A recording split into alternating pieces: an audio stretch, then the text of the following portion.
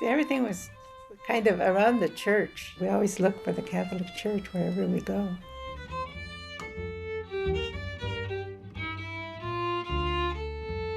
Our parents were Hispanics, and that the only church that was available was Guadalupe. Guadalupe, uh-huh.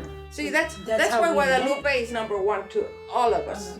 It's because that's where our parents started. Parents and grandparents. And it's just something like it belongs to us. We want to be there. The Guadalupe Church was the only Spanish-speaking church in town. So therefore, all the Mexican people came over here. That's the first church. Our Lady Guadalupe. It was on Guadalupe in 5th. This is the old church. The church here on 9th and Lydia, with some of the material that came from the original church. This is the blessing of the new church, the one we have now. Like we were born into this church because my parents were already there, my brothers. I mean, that was just our life. Church came first, whatever activity, whatever service came first before we did anything else.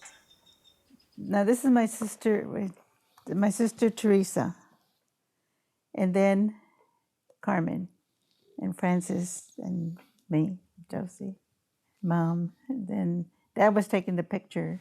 Well, I think they were living over there near the church on 5th and Guadalupe. And when they moved over here, she asked the priest who was here at the time to find a house for them. They wanted to be near the church. They came and blessed it and everything, and they moved in.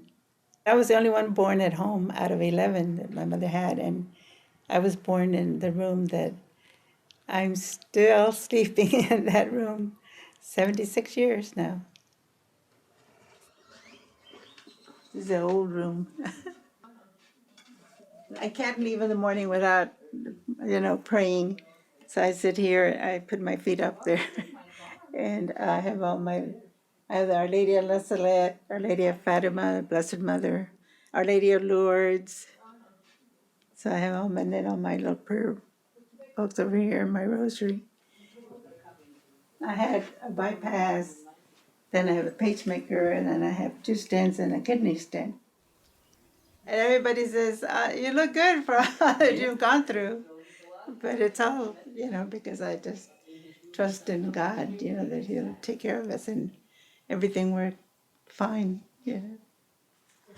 This is my grandfather. He was the sacristan of the church for many, many years. And this is the old church, the one that burned down. And then this is the altar at the old church when it was the feast day of Our Lady of Guadalupe. No, that's the front of the old church. That's the front of That's the all. old church. Yeah. And over here is the last parish jubilee queen. And it was my daughter. My family, the Gutierrez, have been in Guadalupe Church for 5 generations. To me, they're my sisters, okay, because we've been friends since we were young. I got married and I'm still with them, and I'll probably die and leave them behind, I call the Salases my kindergarten friends.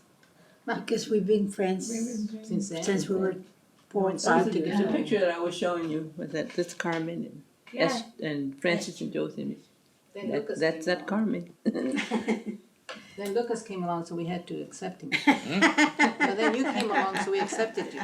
These were some of the Father. priests that we had. Which one is that? This is Father Diaz, Father Gusick, Father Banks. He was the one that married me in 1947.